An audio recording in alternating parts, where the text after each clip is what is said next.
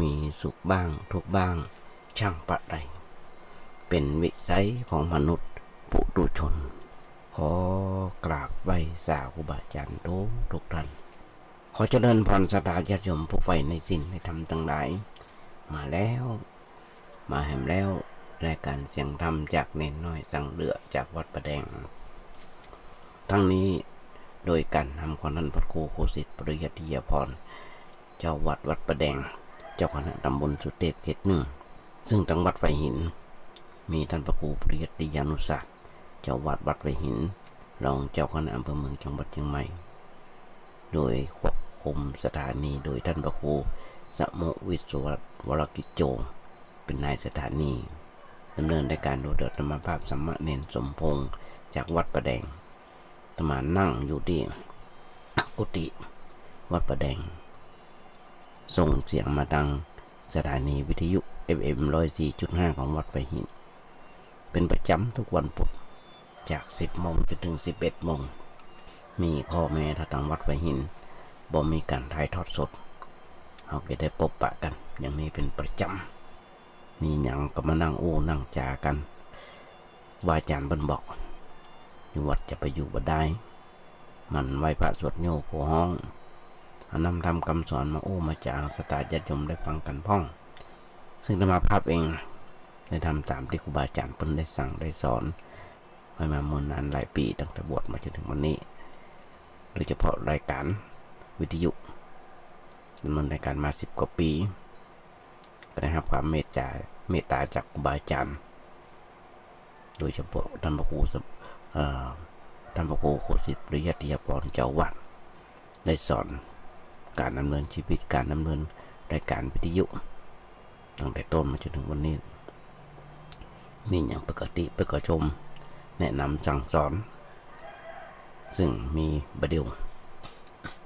บัณฑิตนักปราชญ์เนี่ยนักสมาพยายามส่งเทปไปขอความคิดเห็นไปขอกำติชมจากครูบาอาจารย์หลายท่านด้วยกันที่เป็นเพื่อนกันในเฟซบุ๊กในเมสเซนเจอร์ในโทรศัพท์ก็ส่งไปให้เพื่อนเป็นประจำซึ่งก็ได้รับคำติชมคำแนะนำมาน้อยโดยเฉพาะฆราวาสที่เป็นบัณฑิตนักปราชญ์ผู้รู้ได้ให้คำสั่งคำสอนเน้นน้อยตัวนี้ยังต้องการคำติคำชมคำสั่งคำสอนแถมนัก เพราะกันตามตรงเป็นคนที่มีความรู้น้อยเป็นคนมีความรู้น้อยเฮียนก็น้อยอายุนักแต่ว่าบ่ได้เฮียนกับเปิ้นก็ต้องการความรู้คำติคำชมอยู่เพราะฉะนั้นฝากกับศรัทธาญาติโยมทั้งหลายด้วยบาอาจารย์บอกเฮาอยู่กับเปิ้นกินข้าวของเปิ้นก็นับได้ว่า30-40 ปีมานี่กินข้าวศรัทธาญาติโยมมันหลายกระสอบก็บ่มีหยังที่จะตอบแทนน้ำจิตน้ำใจญาติโยมทั้งหลายนอกจากธรรมะขององค์พระสัมมาสัมพุทธเจ้าซึ่งตอนนี้ธรรมภาพเองสุขภาพบอกว่าค่อยจะดีฟังแล้วบ่ค่อยชัดเหมือนคนบ่ทอบก็อย่างที่บอกเคยบอกเป็นประจำว่าเป็นโรคเส้นเลือดในสมองตีบเลยจะบ่ค่อยดีตัวใดบ่ค่อยชัดตัวใดบางครั้งต้องซ้ำนึกยังบ่ค่อยออกประสาทบ่ค่อยดีต้องขอความเมตตาจากศรัทธาญาติโยมทั้งหลายด้วยแต่ว่านี่คือหน้าที่นั่นคือการคืองานของพระสงฆ์องค์เน้นอย่างหนึ่งที่ต้องเอาธรรมะมาญาติโยมฟังอย่างธรรมะญาติโยมฟังเป็นบทก่อนทุกครั้งว่าตลกนี้มีธรรมประจำที่เมื่อทำดีจะไม่ดีมีที่ไหนมีสุขบ้างทุกบ้างช่างปะไรเป็นวิสัยของมนุษย์ปุถุชนญาติโยมขยายแจกความมุ่งยมฟังมาบ่น้อยหลายปียังไม่จบเรื่องเปรียบเสมือนในการก่อสร้างอาคารเขาจำเป็นจะต้องมีเสาเป็นหลักกำจุนตัวอาคารไว้ชั้นใดในการสร้างความดีทุกชนิดก็จำเป็นต้องมีความ บ่ประมาทเป็นแกนหลักรองรับฉันนั้นภัยก็จ้างถ้าประมาทในชีวิตหรือว่าประมาทในธรรมหายนะมาเยือนความบ่ประมาทคืออย่างบ่ประมาทก็คือการมีสติกำกับอยู่เสมอไม่ว่าจะอู้ไม่ว่าจะกึดจะทำอะไรอย่างต่างๆก็ย่อมมันย่อมฟังมันย่อมถลำลงไปในทางเสื่อมมันย่อมพลาดโอกาสในการทำความดีต้องกึดให้ดีกึดให้ถึงดื้อดีถึงสิ่งที่ต้องทำถึงกรรมที่ต้องเว้นใส่ใจสำนึกอยู่เสมอในหน้าที่เอาปล่อยปละละเลยกระทำอย่างจริงจังดำเนินรุดหน้าต่อไปตลอดเวลาไอ้ความบ่ประมาทซึ่งเป็นคุณธรรมที่สำคัญบทน้อยอย่างยิ่งเลยก็ว่าได้ได้ก็ว่าเป็นคำสอนในธรรมพุทธศาสนาทั้งหมดมาสรุปความก็คือคำสอนที่เราบ่ประมาทจะทำได้ในหลายๆเรื่อง กรรมกับว่า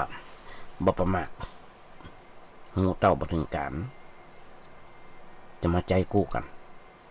เมื่อประมาทไปแล้วศีลผิดธรรมเปิ้นก็จะออกมาว่าความหูเต้าบ่ถึงกา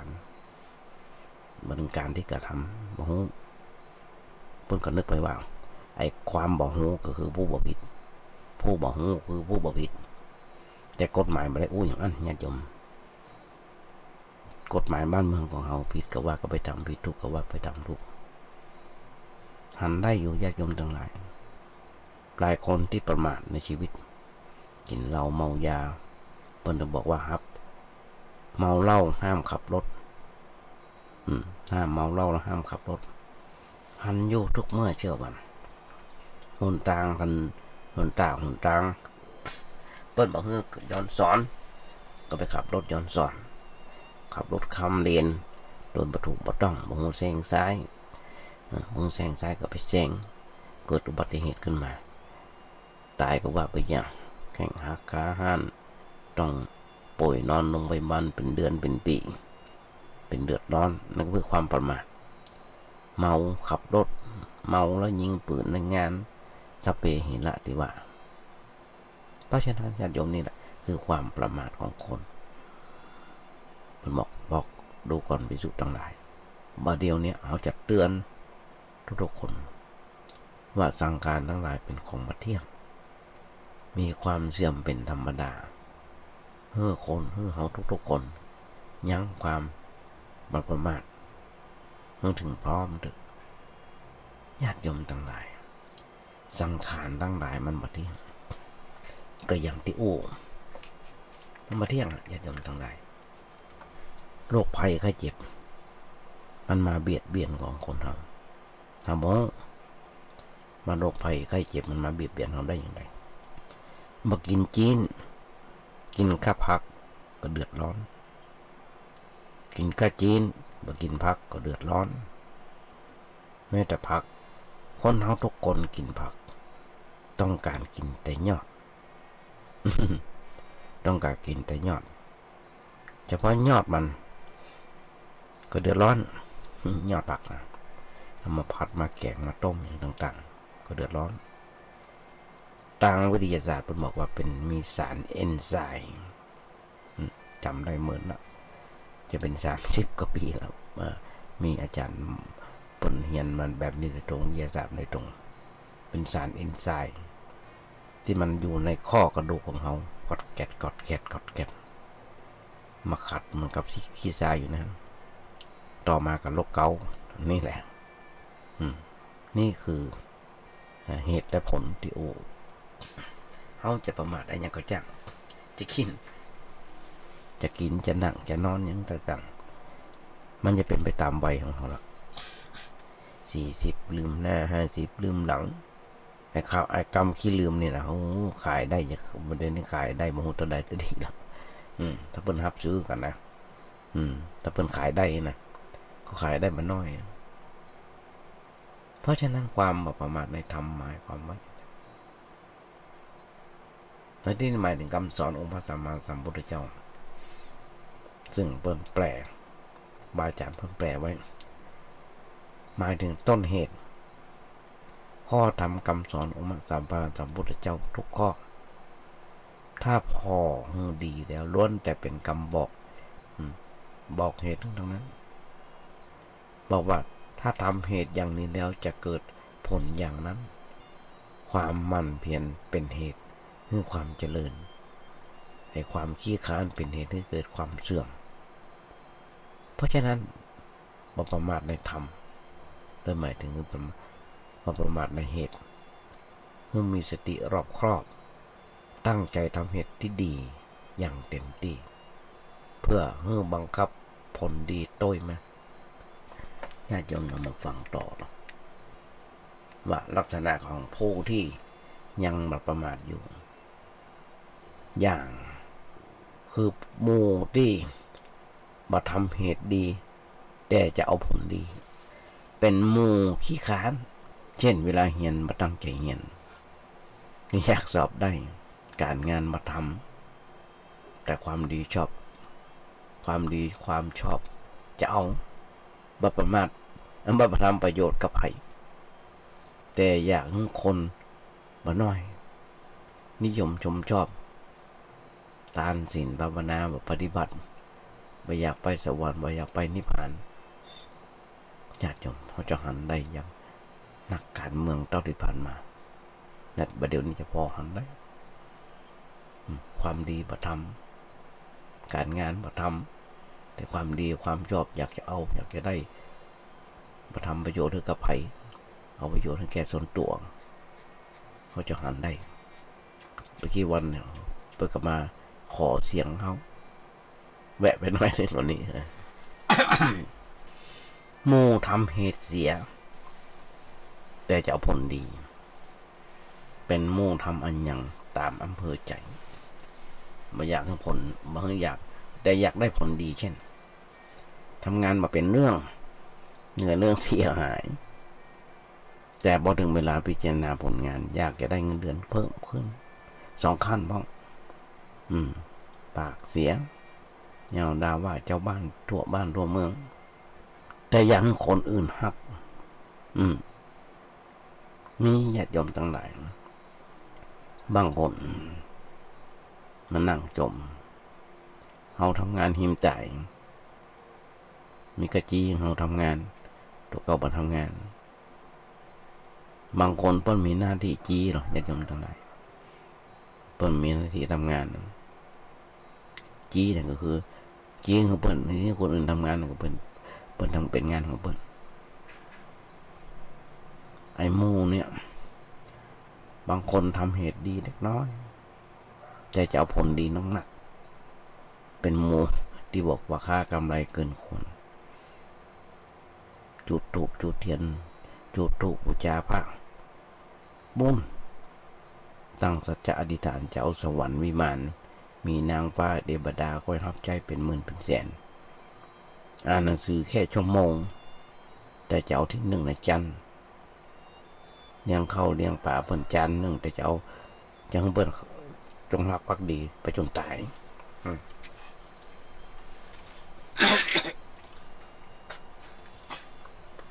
มีญาติโยมทั้งหลายใครหันลงไปพอที่วัดด้วยคำเด้อเอาผมอะไรไปเหี่ยพวง5 บาทถูกเนี่ยพระพุทธเจ้าไปสัจจะอธิษฐานบอกพระเจ้าทันใจว่าโอ้มาครั้งนี้ทุกคนขออธิษฐานขอถูกหวยรางวัลที่1ด้วยน้องเกิดกับญาติโยมทั้งหลายรางวัลที่1มันกี่ล้านตัวเก่าลงรถยังมาถึง20ทำบุญ20 บาทสัจจะอธิษฐานขอถูกหวยรางวัลที่1เป็นไปบ่ได้ impossible สรุปแล้วญาติโยมทั้งหลายผู้ที่ยังความประมาทอยู่มี3 หมู่คือหมู่ที่บ่ทำเหตุดีแต่จะเอาผลดี ไอ้หมูทำเหตุแย่ๆจะเอาผลดีไอ้หมูทำเหตุน้อยแต่จะเอาผลหนักส่วนผู้ที่บอกประมาทในธรรมมีคุณสมบัติตรงกันข้ามกับ3 หมู่ที่บอกไปกี้คือจะต้องเป็นไปในจะต้องมาเป็นคนหูเบาเนื้อจะต้องมาเป็นคนดูเบาในเหตุการณ์ในการทำเหตุต้องทำแต่เหตุที่ดีทำให้เต็มที่จะทำให้สมผลผู้ที่ประมาทผู้ที่บอกประมาททุกคนจะต้องมีสติอยู่เสมอทุกคนญาติโยมทั้งหลายที่กินเหล้าเมายาขับรถขับหลังก็มากินเหล้าคือเกิดความประมาทขึ้นมาในชีวิตว่ามีสติถ้าเป็นวัดแอลกอฮอล์ก็มาขับรถขับหลังเกิน50อันอย่างก็นะมิลลิกรัมอีกก็จะโดนจับโดนยับเอาว่าเหล้าเข้าปากเปิ้นจับเปิ้นยับได้ก็ติดคุกติดตารางเสียเงินเสียทองบ่มีสติมันคืออย่างก็อู้กันง่ายๆสติคือความระลึกนึกได้นึกถึงความผิดชอบโชคดีเป็นสิ่งกระตุ้นเตือนให้กึดอู้ในสิ่งที่ดีที่ถูกทำให้บ่ลืมตัวบ่เผลอตัวซึ่งใจปัญญาพิจารณาใคร่ครวญสิ่งต่างๆได้ญาติโยมทั้งหลายธรรมชาติของจิตมีการนึกคิดตลอดเวลาการนึกคิดเนี่ยถ้าบ่มีสติกำกับก็จะกลายเป็นความคิดที่ฟุ้งซ่านไปตามอารมณ์ต่างๆใจประโยชน์ได้อย่างไม่ได้แต่ถ้าคนเรามีสติกำกับแล้วจะทำให้บ่เผลอควบคุมนึกคิดได้มาปล่อยใจให้เสื่อม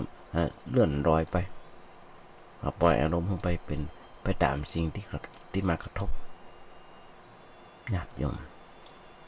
สติคือความระลึกได้แล้วสติหน้าที่ของมันเพิ่นบอก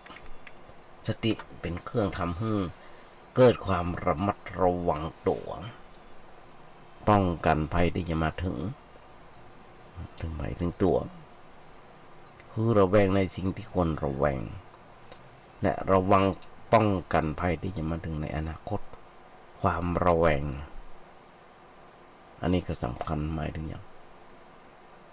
มาถึงความกลิ้งเกรงล่วงหน้าว่าจะมีความเสียหายอันใดเกิดขึ้นเช่นอย่างที่บอกคนขับรถ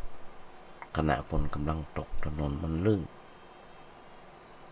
ก็ระแวงว่ารถจะคว่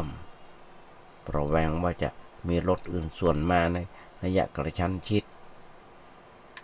ยังระวาวันซื่นทางบ้านเฮาญาติโยมทั้งหลายจำมาพิดคือตั้งเชียงรายลำพาเนี่ยนะมีสี่แยกวัดใจนะโอ้วันเดียวตายกันอาทิตย์เดียวใน4 ลาย 5 ลายเป็นตียูเทิร์นโอ้กันง่ายๆก็ยูเทิร์นแต่ว่ายูเทิร์นมาข้ามกันซื้อหน้าหันข่าวหน้าสังเวชมาเจ็บบ่เป็นก็ว่าไปอย่างมาเสียหายก็ว่าไปอย่างเกิดความเสียหายก็เดือดร้อนในคนนี้มันเขาจะมีสติพอคัดทางซ้ายทางขวาพอคัดทางขวาทางซ้ายบ่พอสติเป็นเครื่องยับยั้งเตือนบ่ให้ตกไปในทางเสื่อมบ่ให้มัวเมาลุ่มหลงบ่ให้เพลิดเพลินไปในสิ่งที่เป็นทุกข์เป็นโทษต่อตัวเก่าอย่างใกล้ปีใหม่สงกรานต์เปื่อนจนไปกินเหล้าเมายาต้องมีสติยับยั้งตัวเก่าไว้ว่าอย่าไปเพราะเป็นเหตุเป็นโทษตัวเก่าเพราะฉะนั้นสติเป็นเครื่องกระตุ้นเตือนให้ขวนขวายในการสร้างความดีมาแช่เชียนหยุดอยู่กับที่มาทอดทุระมาขี้ค้านป้องกันโรคนั้นคือนอนบิดติดเสื่อการงานเบื่อ ำเอาไว้เข้าป่ากินมะล้ำมีอันหรอกเนี่ยคืออีเราจะยงทั้งหลายเราเกิดกับกว่าถ้ามันเป็นแบบนี้อย่างยังไงคนเฮาญาติโยมทั้งหลายเมื่อใดที่ยังวนเวียนอยู่ในสารวัฏหรือว่าในวัฏสงสารทุกคนต้องแสดงบทบาทต่อไปมันมีที่สิ้นสุดในโรงละครแห่งวัฏแห่งสังสารวัฏเนี้ยหมุนเวียนเปลี่ยนไปในแต่ละบทบาทเราคิดพอเล่นหน้าที่อย่างคิดพอเล่นก็ได้เกิดเป็นมนุษย์ในหนึ่งชาติก็ต้องแสดงนักหนาประปานหลายบทบาทเลือกเกินนัดแค่เกิดเป็นละอ่อนประจายคนหนึ่งก็มีตั้งหลายบทบาทตั้งแต่แรกเกิดมาจนถึงบัดเดียวรับบทแรกเป็นอ่อนเป็นลูกของพ่อเป็นลูกของแม่แล้วก็รับบทเป็นพี่ของน้องตอนนี้รับบทเป็นสามีพอแหมหน่อยรับบทเป็นพ่อแล้วก็รับบทเป็นลุงแฮมเป็นปู่แฮมอย่างต่ออย่างเรื่อยไปนี่คือทุกชีวิตของคนเราความอีลุงตุงนังนักหนาปาปานนักกว่านั้นในขณะเดียวกันในขณะกินหรือว่าการรับบทเป็นพ่อของลูกเขาก็ยังต้องรับบทเป็นลูกของพ่อแม่เขาและยังมีรับบทเป็นสามีและภรรยาในขณะเดียวกันก็รับบทเป็นปู่ของหลานแฮมรับบทเป็นพี่ของน้องแฮมรับบทเป็นของหลานของปู่แฮมเป็นลุงของหลานแฮมอย่างนักหนาประบ้านเกินจะนับญาติอย่างตมาญาติโยมทั้งหลายโอ้สักน้อยนึงตึงวันเนี่ยมาผ่านมาเกือบจะ10 ปีที่ผ่านมาเกือบจะ10 ปีที่ผ่านมา7 ปี6 ปี7 ปีมามีหลานน้อยที่ใกล้ชิดที่สุด2 คนมันยิงคนประจายคนไอ้ตัวน้อยนี่6 ขวบจะ6 ขวบจะเข้าป .1 เพิ่นถามทุกวันทุกครั้งทุกชั่วโมงก็ว่าได้มาปู่ฮักน้องก่อนปู่ฮักน้องก่อนถ้าเขาบอกว่าฮักที่สุดเพิ่นจะยิ้มถ้าแปลงสีหน้าก็ใส่อ้อมละถามละปู่ฮักน้องก่อนบอกฮักที่สุดฮักแล้วจะได้ว่าด่าจะได้ว่าเอกใส่ลูกใส่น้องโอ้ยญาติโยมทั้งหลายถ้าเพิ่นทำท่าทางทำน้ำตาไหลแล้วเดือดร้อนเนี่ยญาติโยมทั้งหลาย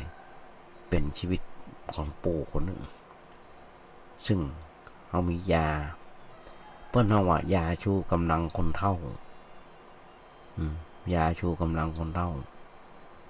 ก่อนจะไปโรงเรียนแม่เจ้าเพิ่นก็มาหอมแก้มเลิกโรงเรียนมาก็มาหอมแก้มถึงวันไอ้คำว่าปู่ฮักน้องก่อฮักลูกก่อเนี่ยถ้าเพิ่นอยู่โดยนี่จะถามวันประมาณ10 เทื่อถามประมาณ10 เทื่อถามจนรับก็มีเนี่ยญาติโยมความสุขของคนเฒ่ามันมีอย่างตะเกียบเขาได้ป้อนข้าวมันได้ป้อนข้าวเขาคนเฮานะญาติโยมทั้งหลายเกิดมาแล้วนับแสนชาติเป็นวันนะเฮาก็จะมีพ่อมาแล้วนับแสนชาติมีภรรยามาแล้วนับแสนคน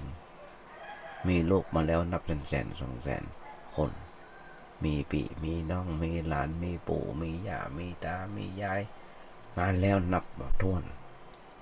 แล้วเราจะต้องรับบทบาทเนี่ยแบบเนี้ย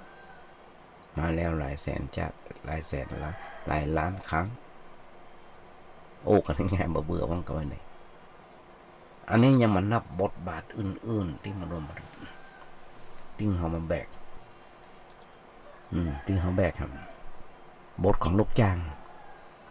ที่ต้องคอยทำงานของเจ้านายหรือบทเป็นเจ้านายที่ต้องคอยควบคุมคอยคุมคอยดุด่าว่าลูกจ้างบทบาทคนใช้ที่ต้องเอาใจใส่เจ้านายบทคนค้าขายที่ต้องหวังกำไรบทบาทของคนทำมาหากินด้วยความทะยานอยากบทคนหาเจ้ากินคำประทังชีวิตบทของคนมียศมีตำแหน่งเป็นนายร้อยนายพัน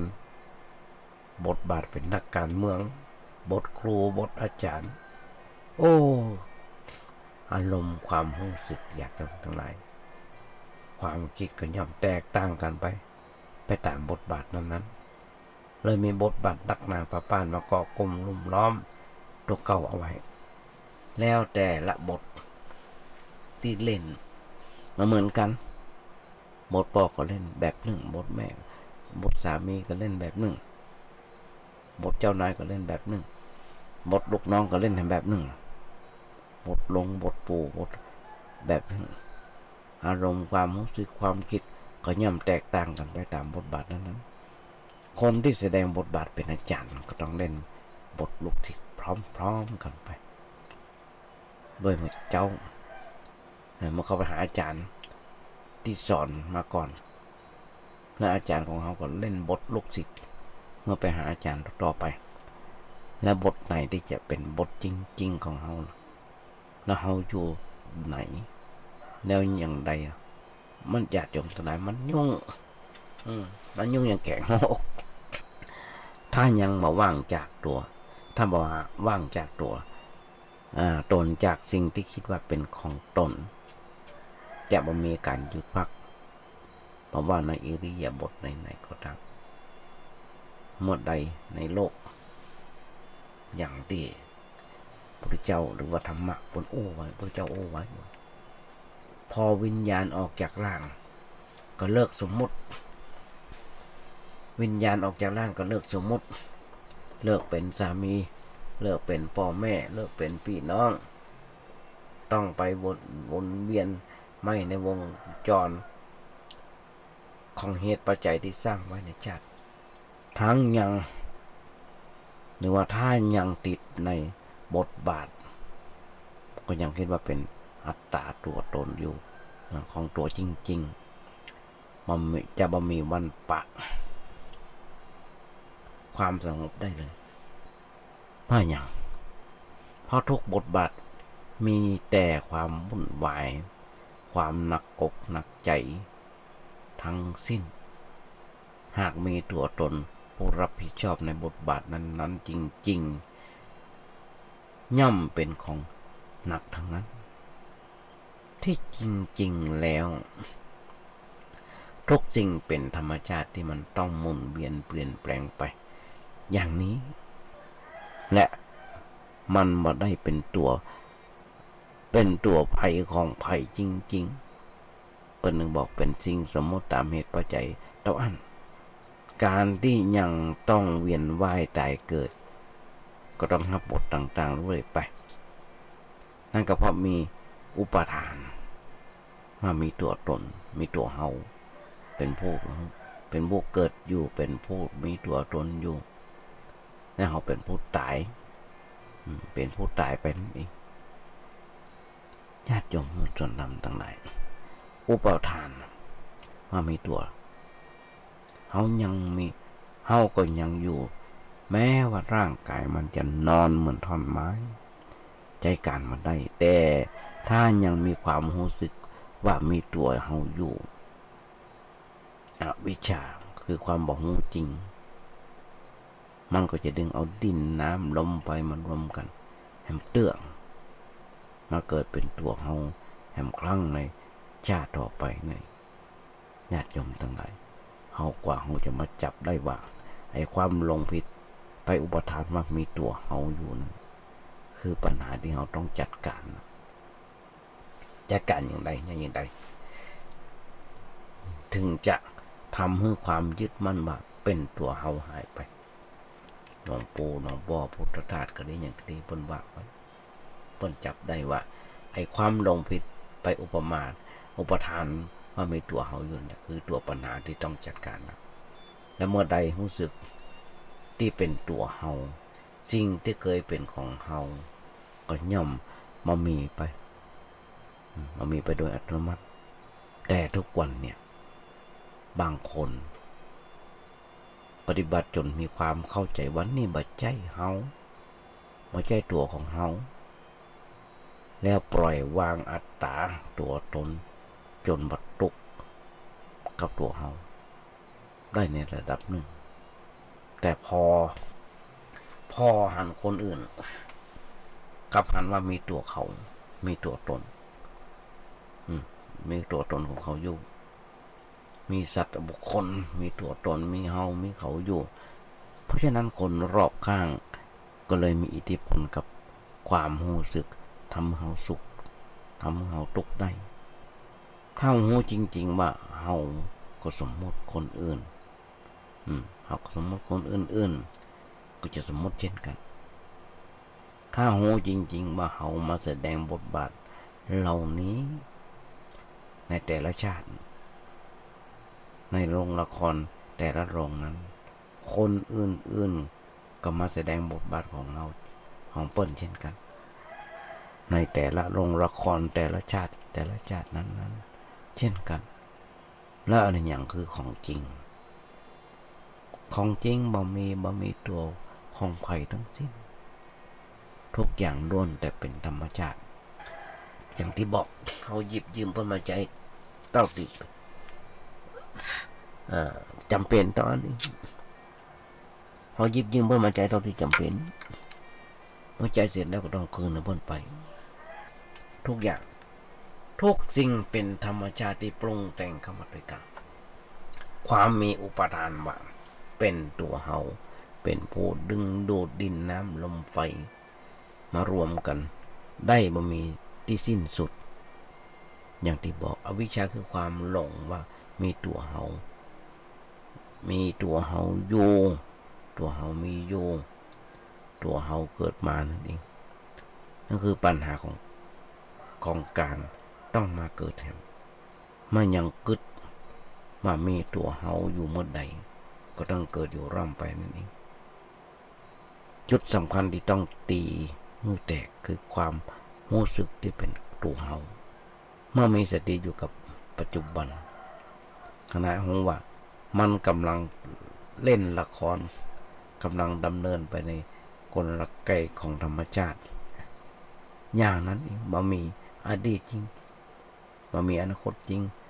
มีแต่ปัจจุบันกำลังยืนนั่งเดินนอนในตอนนี้ในขณะปัจจุบันนี้นั่นแหละคือตัวตนก็จะบังเกิดขึ้นส่วนธรรมะหรือว่าธรรมะเมื่อมีสติอยู่ปัจจุบันอยู่กับปัจจุบันที่เหลือก็แสดงบทบาทตามสมควรที่ขันธ์ทั้งห้ามันจะดำเนินไปเพราะฉะนั้นเมื่อเข้าใจว่าเฮากำลังแสดงบทบาทในแต่ละชาติที่พกทุกโง่ดันตามเหตุปัจจัยที่สร้างมาด้วยความบ่รู้ในชาติปัจจุบันก็เลยต้องมารับบทอย่างนี้ต้องทุกข์นักอย่างนี้ต้องผิดหวังสมหวังอย่างนี้มันก็เป็นอย่างนั้นมันก็เป็นอย่างนั้นตามบทบาทคนมีความเข้าใจในบทบาทนั้นในสิ่งที่ต้องเผชิญตามบทบาทนั้นจะมีสติบรรลงไหลไปในบทบาทต่างๆที่กำลังแสดงอยู่และเริ่มไปยึดติดในบทที่ต้องแสดงเพราะประเดี๋ยวนี้กำเดียวมันก็ต้องเปลี่ยนบทบาทไปเรื่อยๆจากหนุ่มมาหาแก่จากแก่มาหาเฒ่าจากเฒ่าแล้วก็เข้าลงบทบาทนั่นคือเริ่มจะบ่มีตัวตนเป็นคนจริงๆเริ่มเข้าใจในกลไกของขันธ์ห้าเริ่มจาง เริ่มจางคลายจากการยึดมั่นถือมั่นว่าเป็นตัวตนได้ทำให้มีการปล่อยวางได้ในระดับหนึ่งตามกลไกของธรรมชาติอย่างตมาภาพญาติโยมทั้งหลายตัวเมื่อเจ้าวันถึงเรื่องสุขภาพของกรรมก็รู้สึกว่าแย่มาหลายปีแต่ว่าวันศุกร์นี่จะเตียวบ่ได้เอามา4-5 วันผ่านมานี่จะเตียวบ่ได้เอาอย่างโทรศัพท์กับน้ำพระครูเจ้าบ้านไทยได้นั่งวิวแชร์นะอาจารย์ครับเพื่อนก็บอกว่าจำเป็นก็ต้องนั่งมันจะเตียวก้าวขาบ่ออกก็อย่างที่บอกเป็นเส้นเลือดในสมองตีบสเปเฮระในโลกก็ต้องต่อสู้กันต่อไปญาติโยมทั้งหลายเพิ่นกำลังใจมาต้องสู้ก็สู้ต่อไปคนเฮานะญาติโยมทั้งหลายมันมีเฮาก็ต้องมีเขาเป็นเรื่องธรรมดานี่เป็นปกติของคนทั่วไปในความคิดทุกคนตัดสินใจจะ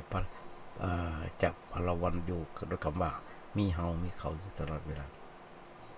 ก็ไม่มีเขามีไม่เขามีเฮาเป็นเรื่องธรรมดาเมื่อบางครั้ง มีการปฏิบัติธรรมเข้าใจในธรรมชาติจนแทบจะว่าเลือตัวเฮายึดถือเกาะแล้วก็ตามแต่การพอบุคคลอื่นรอบๆตัวเฮาก็ยังคงต้องเป็นตัวเขายังหันเป็นตัวตนของเขาอยู่ก็เลยต้องปะทะกับโลกธรรม8นี่ยังมีการห่วงลาภห่วงยศห่วงสรรเสริญห่วงสุขบ่อยากเสื่อมลาภบ่อยากเสื่อมยศบ่อยากให้คนอื่นนินทาบ่อยากทุกข์การที่จะอยู่เหนือโลกธรรมทั้ง8ได้นั้นต้องใจปัญญาต้องใจการพิจารณาอย่างยิ่งต้องปฏิบัติให้หันจริงโดยความโกรธเป็นแหมอย่างหนึ่งที่มันขังไว้ในวัฏสงสารจะเป็นตัวตีกรอบ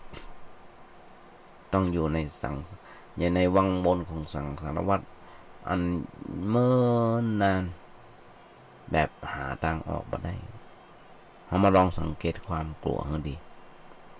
แล้วจะเห็นว่ามันเป็นตัวการโอบล้อมให้เราอยู่ในกรอบที่มันดีไว้ญาติโยมทั้งหลายคนที่เจ็บไข้ได้ป่วยที่ไปหาหมอแล้วได้ยามากินนั่นคือมีความกลัวแล้วกลัวอย่างกลัวละโลกละตายละลูกละหลานตายละสมบัติกลัวไปจากวัฏสงสารนี้กลัวว่าหลายอย่างที่ว่ากลัวถ้าบอกกลัวก็ไม่ต้องไปหาหมอก็ไม่ต้องกินยาเพื่อบอกความกลัวมีอะไรระดับในขั้นหยาบคือห่วงรูปขันจะไปเอี่ยวกลัวลดความจะไปซื้อของกลัวบนโจรวิ่งราวจะนั่งแท็กซี่ก็กลัวโดนจี้จะไปถอนเงินก็กลัวปล้นจะทำมันใหญ่ก็กลัวอันตรายแทบนั้นเปิดห้องขี้ใส่บุกก็กลัวขี้ใส่น้ำก็กลัวหรือกลัวจะเจ็บกลัวจะแก่กลัวจะตายกลัวสิ่งที่หักจากไปกลัวสิ่งนั้นจะหายสิ่งนี้จะผุพังแตกสลายเนี่ยอย่าจมทั้งหลายจิตย่อมวันไหวขึ้นลงอยู่กับความหวาดระแวงนั้นในระดับหยาบหลายคนญาติโยมหลายท่านที่ผ่านมาแล้วที่ผ่านกันมาแล้วบ่สนใจในรูปขันพอลึกลงไปก็ยังคงถูกความกลัวกักขังไว้แหมจันนึงกลัวเขาว่ากลัวคนอื่นจะมาว่ากลัวเพื่อนจะนินทากลัวเพื่อนจะเข้าใจผิด กว่าเปิ้นจะเกลียดจะจังกลัวเปิ้นจะบ่ฮักกลัวเปิ้นจะหาว่าเพี้ยนกลัวเปิ้นจะบ้าสะปะกลัวนะก็มากลัวแต่อะไรอย่างมาว่าจะแฮมสักกี่กลัวนั่นคือการพอออกไปกระทบกับภายนอกทั้งนั้นเลยพอบอกหันว่ากำลังเกิดอันหยังขึ้นภายในกำลังเกิดอันหยังกำลังรู้สึกอันหยังอันหรอก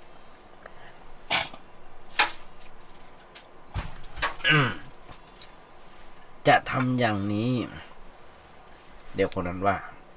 จะทำอย่างนั้นเดี๋ยวคนนี้จมทำอย่างนี้คนนั้นชมทำอย่างนั้นคนโน้นคนนั้นนินทาจะไปหาเพื่อนคนนี้เดี๋ยวเพื่อนคนนั้นจะบ่ชอบจะไปหาเพื่อนคนนั้นเขาเดี๋ยวคนนี้จะต่อว่าพอประทุกันจะไปที่ห้านที่นี่จะไปที่ห้านที่นี่ก็เดี๋ยวคนนั้นบอกพอใจจะทำมันอย่างก็เกรงใจต่างคนต่างเพศห่วงใยอย่างนี้เบื่อทางนั้นอยู่ตลอดเวลาสารพัดปัญหาสารพัดเรื่องราวไม่มีแต่ความสับสน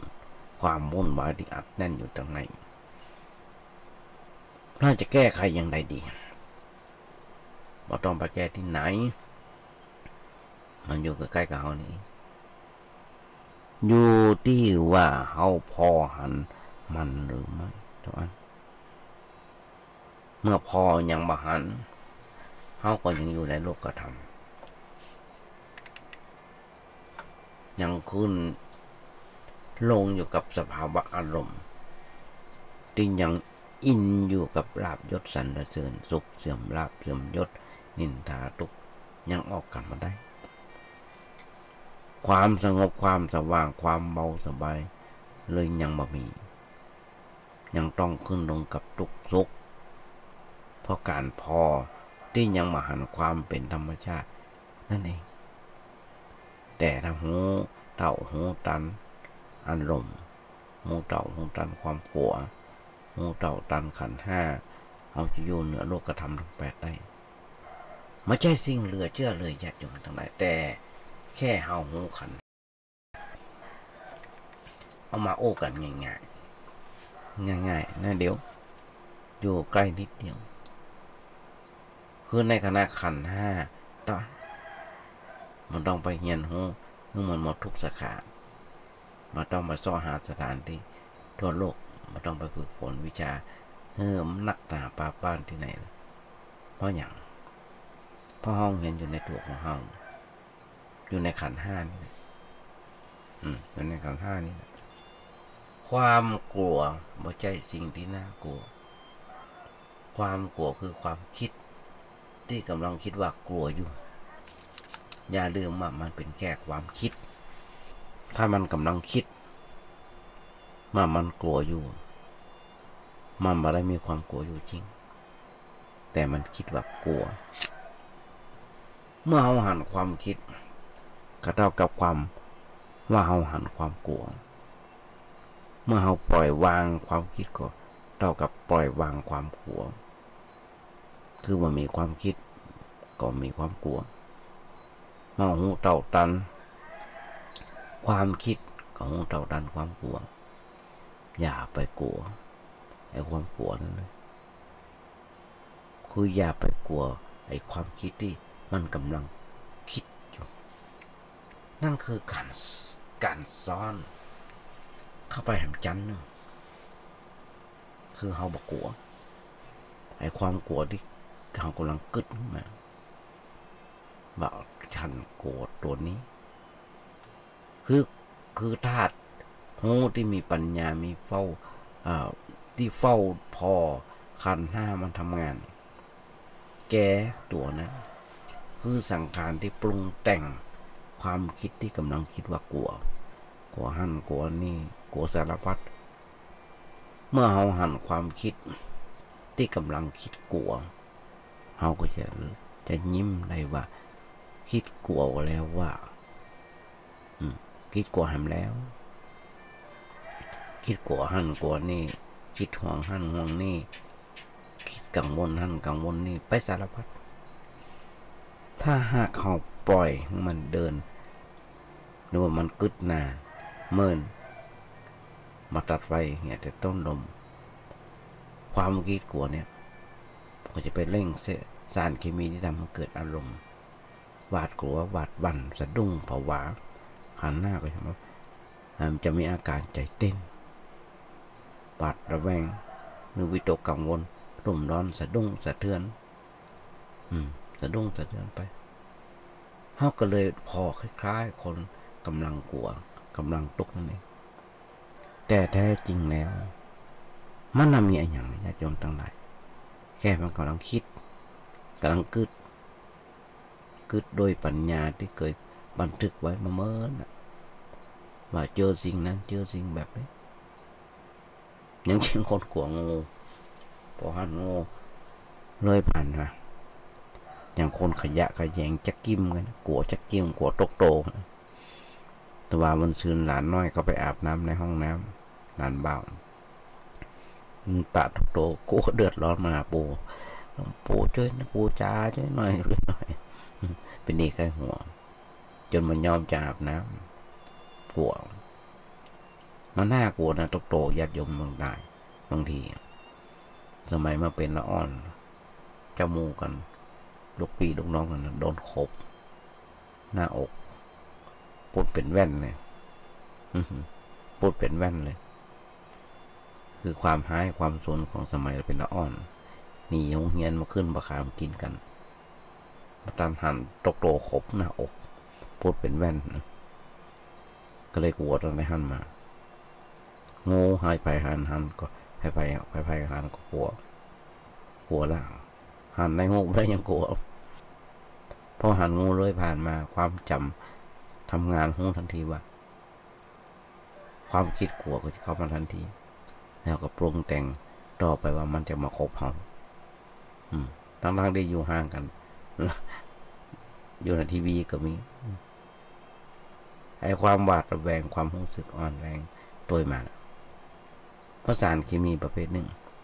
ทำให้เกิดอารมณ์ความกลัวหลังพนอกหลังสารเคมีนักไปบางทีจนเป็นลมไปเลยก็ได้มีอย่างแต่ว่ามันซื่นธรรมานั่งพอข่าวตำรวจเพิ่งไปจับไปยับเอาไว้ปากายาบ้าพอไปจับได้โอ้ยาจมทั้งหลายธาตุไฟทั้ง4ทั้ง5แตกจนเป็นลมมาเลยก็มีมันไม่ใช่เรื่องแปลกอะไรอย่างญาติโยมทั้งหลายเพราะขันธ์5เคยบันทึกไว้มันก็ส่งผลออกมาอย่างเป็นอันดับแรกอันดับต่อไปคือตั้งหลักคือดีต้องมีสติคือตันพอกึดว่ากลัวใจสั่นใจสั่นเขาก็ร้องพอเข้าไปในความคิดว่าเฮากลัวอย่างเฮากลัวจริงก็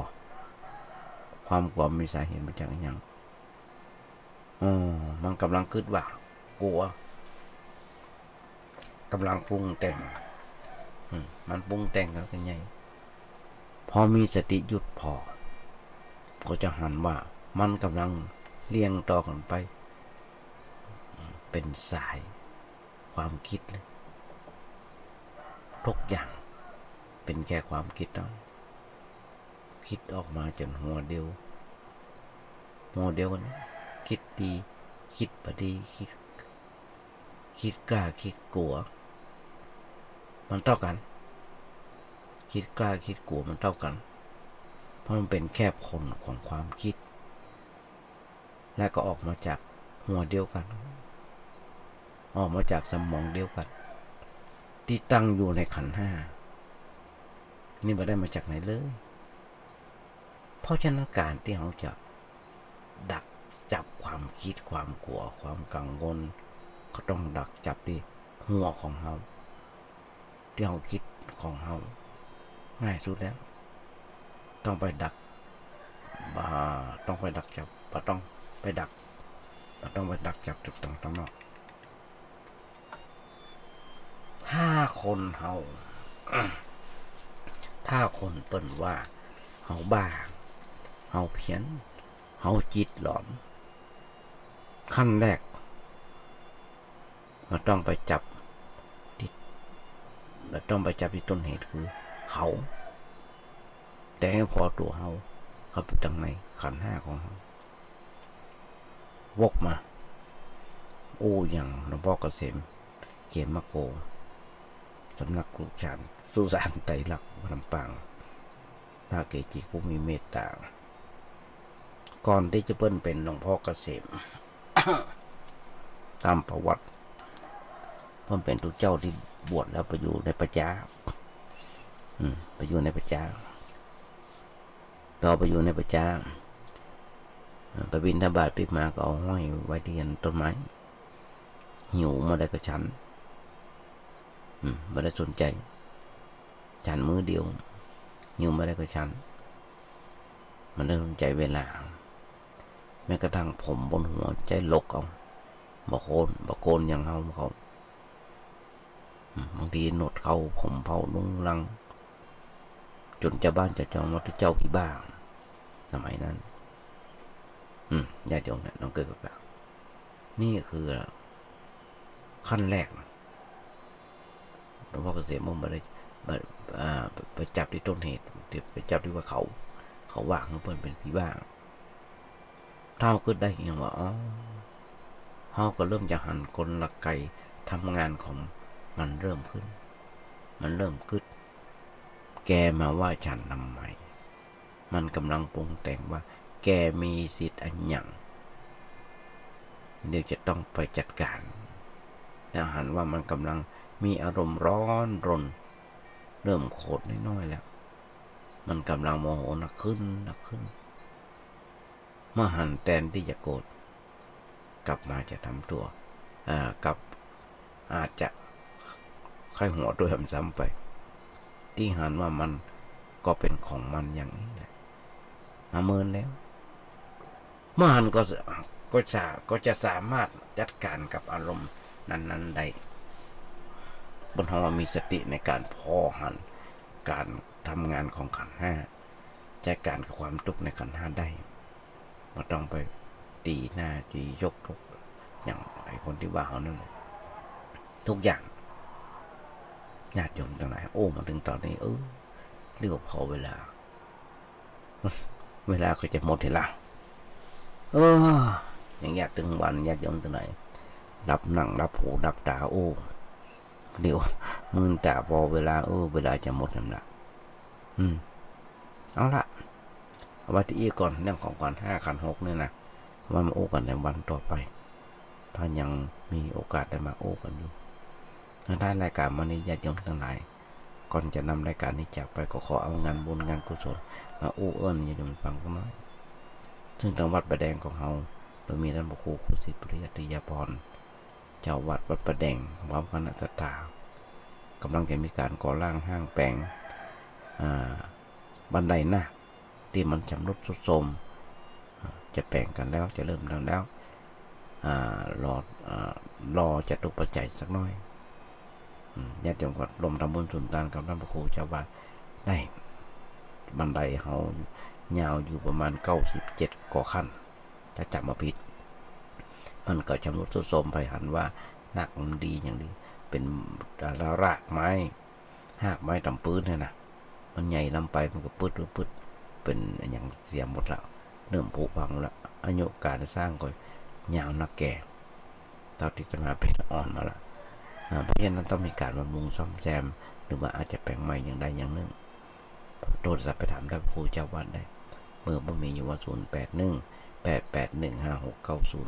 0818815690ญาติโยมทั้งหลายการบูรณะเสนาสนะซ่อมแซมที่วัดประแดงแปลงใหม่อย่างต่างๆก็เริ่มรุ่งเรืองไปด้วยดีด้วยให้ความอนุเคราะห์เมตตาจากสถานญาติโยมหลายผู้หลายท่านด้วยกันทุกท่าน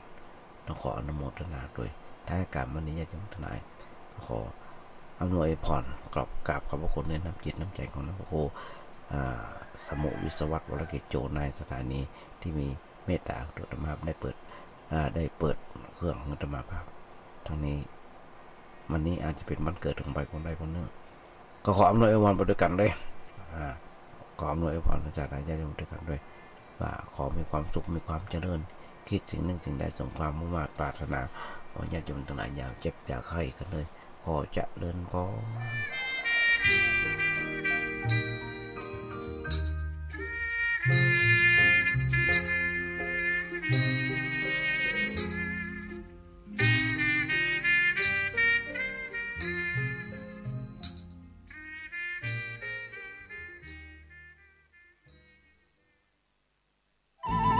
ที่จบไปแล้ว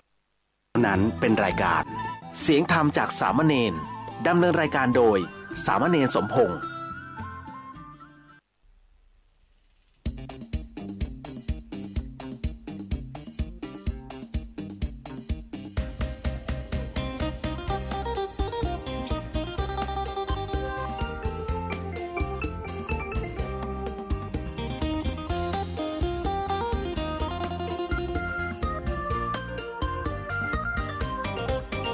บ้านนี้มีแต่คนถือศีลที่นี่เป็นถิ่นของคนมีศรัทธานอกจากมีชาติเรายังมีศาสนารักษาศีลห้าคือหมู่บ้านของเราไม่เอาความโหดร้ายทุกชนิดไม่มีจิตคิดขโมยของเขาผิดทางเพศละมดเท็จไม่เอาสุรายาเมาเราทุกคนขอลาหมู่บ้านนี้มีแต่คนถือศีลที่นี่เป็นถิ่นของคนมีศรัทธานอกจากมีชาติเรายังมีศาสนารักษาศีลห้าคือหมู่บ้านของเรา